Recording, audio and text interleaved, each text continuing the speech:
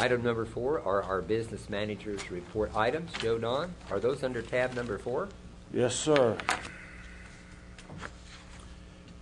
I think the biggest thing that we will probably talk about today underneath these are the weather event of 2013.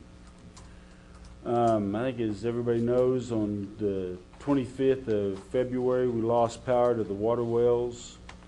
At this time, we notified OG&E and Alfalfa Electric. Sometime between the 26th and the 27th, OG&E was able to restore the power to the old well field, and approximately 4 wells were operating.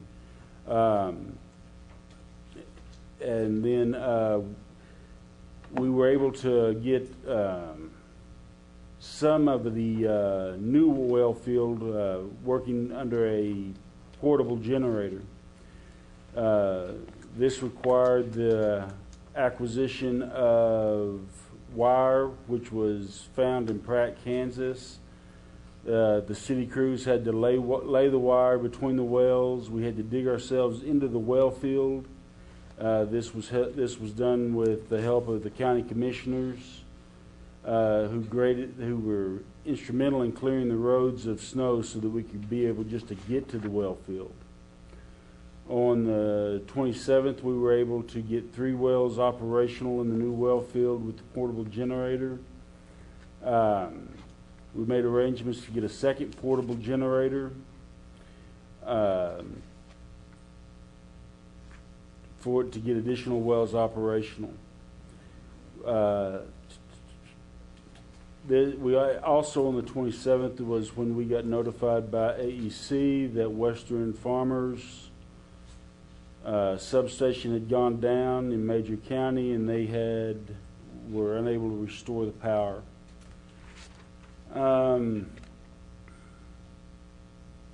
On the 28th, about 9 a.m., we were able to restore about 10 of our 12 wells to normal operations, with 4 being under OG&E power and 6 being under generation power, temporary generation power.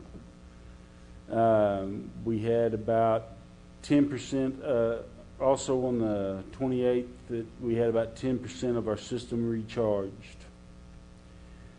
By 6 a.m. on the 1st, we had about 60% of our distribution system recharged, our ground distribution system recharged, but we didn't have any water in our storage tanks.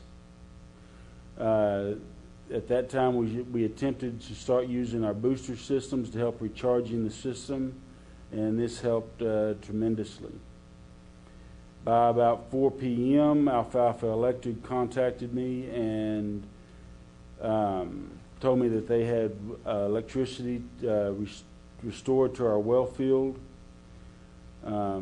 We began restoring permanent power to our well field, off of temporary power on the 2nd. Also, by this time, we had about 25% of our storage capacity recovered.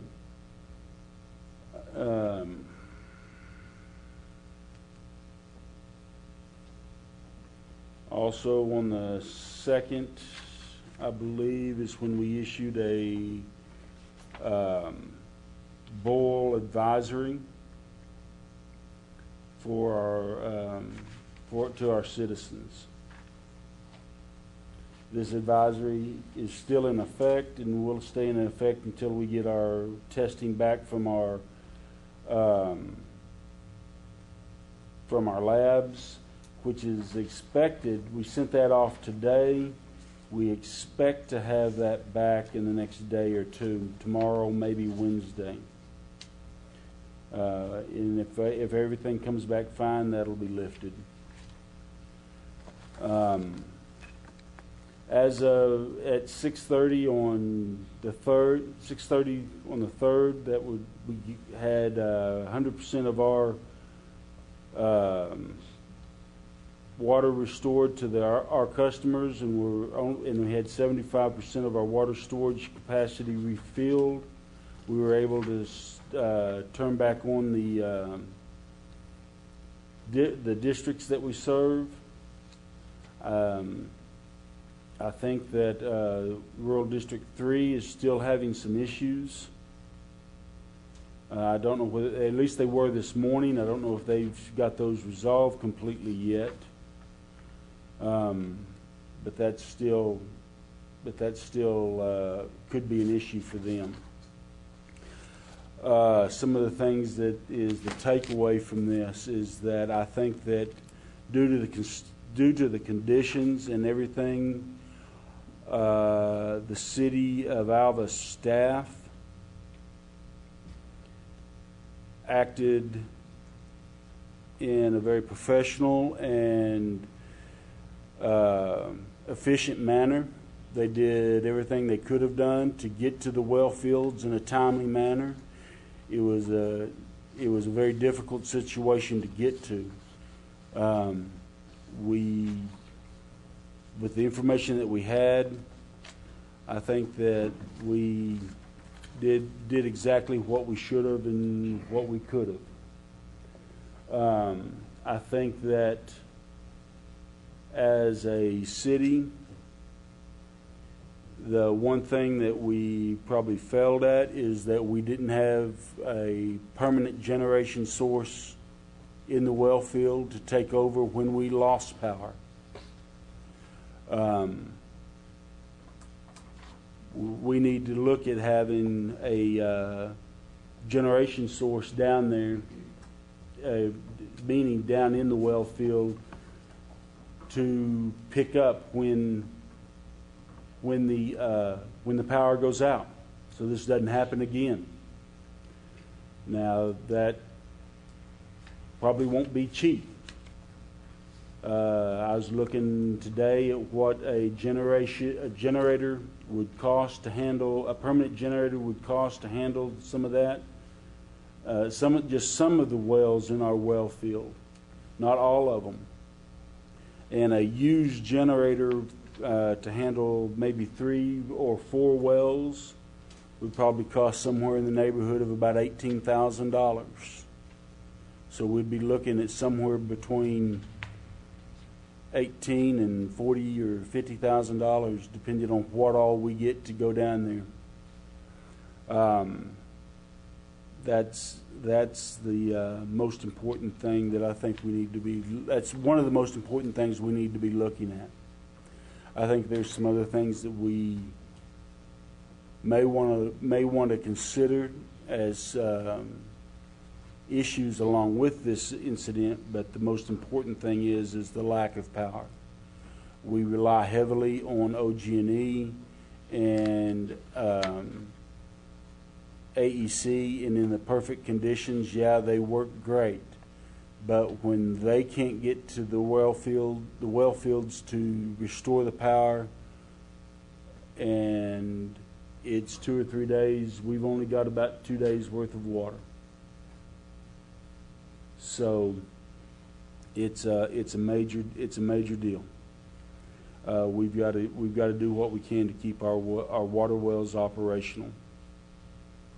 And at that point, I just open it up to questions from the council. Is there any grant money available to get these generators? There's the possibility because of this, because there was a emergency declaration from the state that there could be some mitigation money to help with that, and I'm waiting to hear about that. And yes, that would be a possibility. So we are looking at that and looking for that. If we bought some of these generators, how long would they last? Depends on how they could last a long time. I mean, how you maintain them, how you house them. I mean, they'd need to be housed and they'd need to be maintained, just like any other piece of equipment. And would they automatically kick in if the power went down? Depends on how we set them up. Ideally, yes. You're going to have them set up at interval where you lose power and power is out for, I don't know, you set the time, 30 minutes, an hour, whatever, then yeah, they kick on automatically. But it could be that that's unaffordable and that we have to make our way down there to turn the generator on. And then that could take time. If it was a manual start, and that could take time to get to. In a situation like this, like we had now, it could take a day to get to them.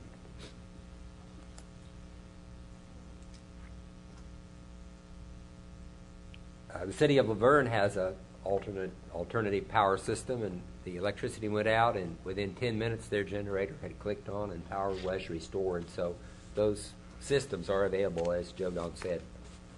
Any other questions or comments? Well, as far as comments, I would just like to comment that,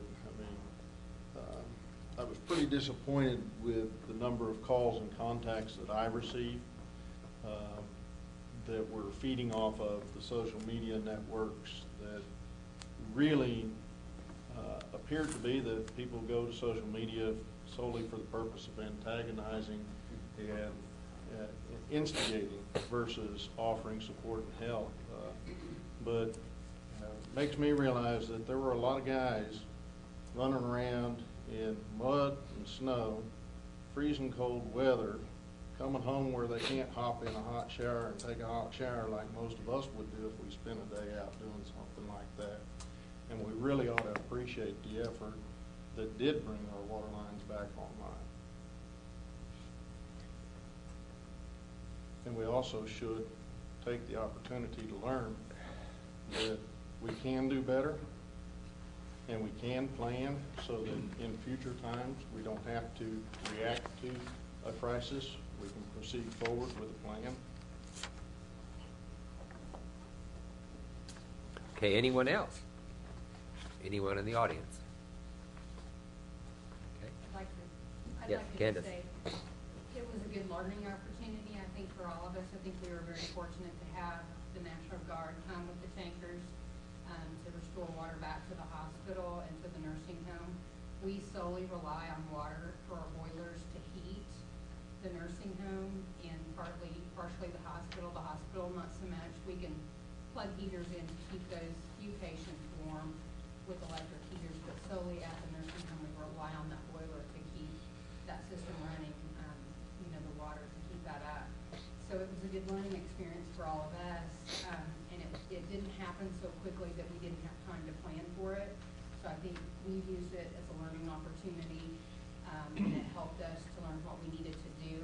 But that communication between us is so important to know, what is going on, how long it's going to take, and those kind of things. And I think in this situation we were fortunate to be able to have some time to plan. Normally, I don't think you would have that time.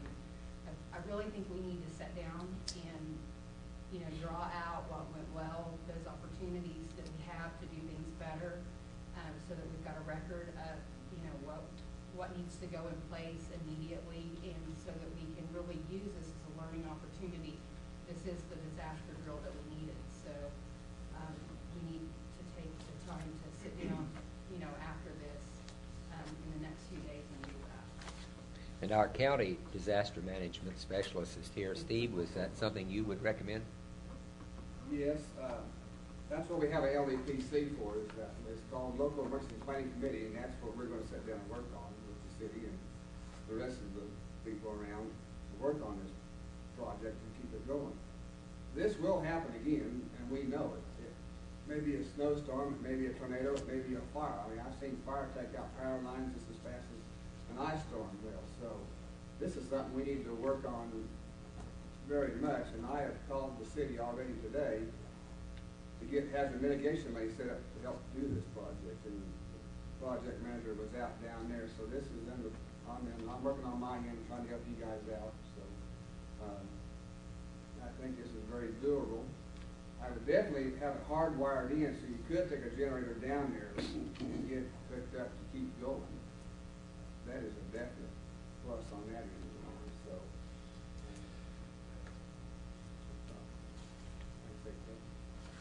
I might make a comment that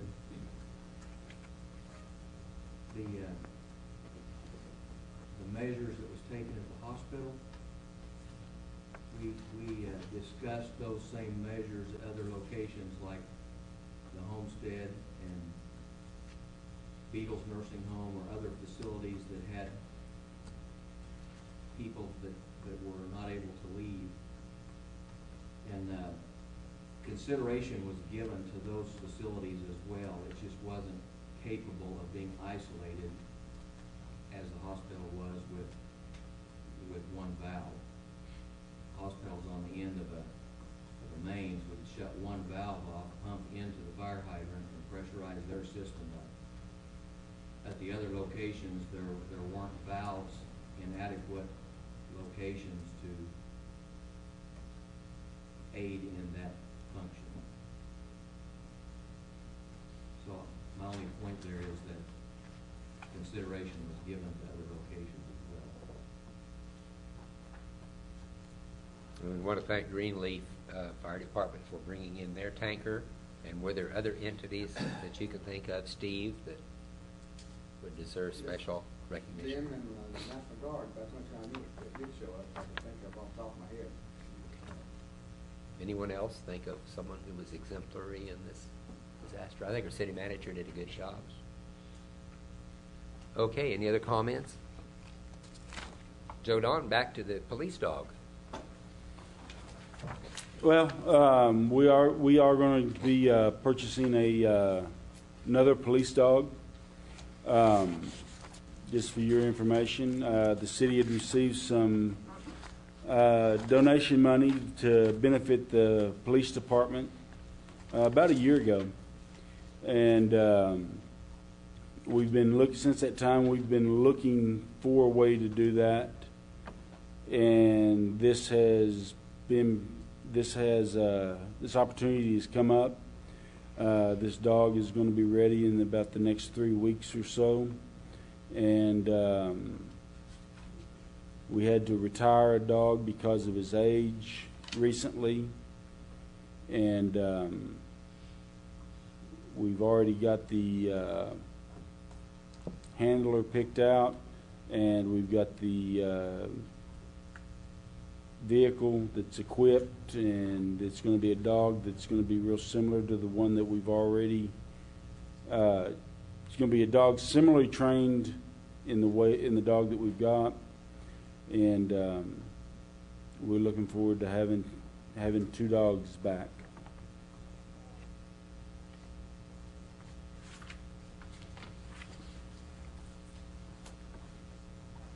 Job openings?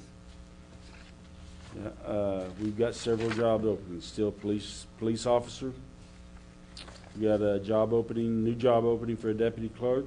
We've got openings at the water and the sanitation departments. So if someone's looking for a job, the applications are at City Hall. Anything else, Joe Don? That'll be all. Okay. Thank you very much. Any other questions or comments for Joe Don?